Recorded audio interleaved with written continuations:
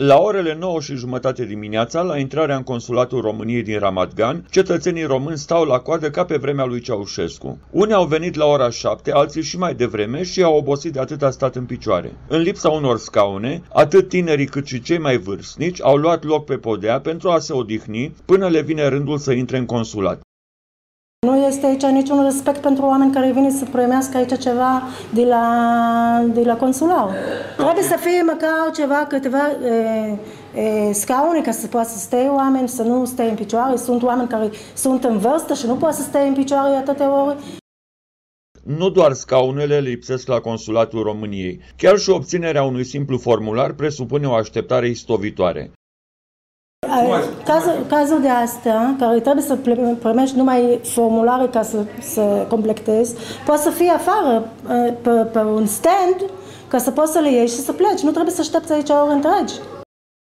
Norocoșii care au reușit să intre în sala de așteptare nu au parte de condiții mai bune. Asemenea infernului lui Dante Alighieri, îi sfătuim pe cetățenii români să renunțe la orice speranță la intrarea în consulat.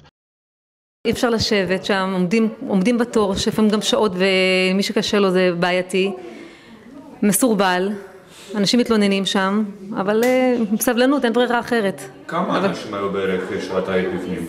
בסביבות 40 לדעתי.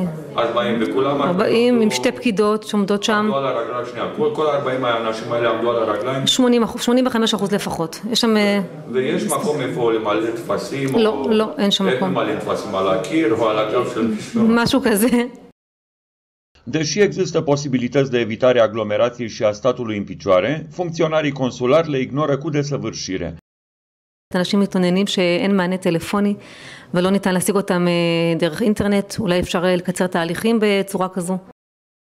Într-o convorbire particulară, consulul român ne-a asigurat că oficiul său consular s-ar conforma chipurile standardelor Schengen în privința dimensiunilor sale și că mobilierul existent ar fi cel prescris de Uniunea Europeană. Nu contestăm afirmațiile domnului consul, dar este greu de crezut că Uniunea Europeană ar sancționa România dacă încalcă prevederile amintite și le oferă cetățenilor săi condiții civilizate în care să-și rezolve problemele.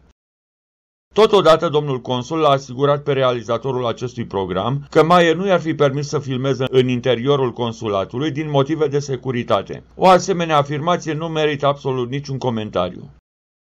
Răspunderea pentru situația de la consulatul din Ramat Gan revine în primul rând doamnei ambasador Andreea Păstârnac în calitate de șef de misiune diplomatică. Câteva scaune și mese în plus puteau fi achiziționate din fondurile ambasadei, fără alocații extrabugetare de la MAE, iar doamna ambasador ar fi putut de asemenea cere personalului consular să răspundă la telefoane și e-mail-uri. Măcar atât să fi făcut și ar fi fost mai puține plângeri.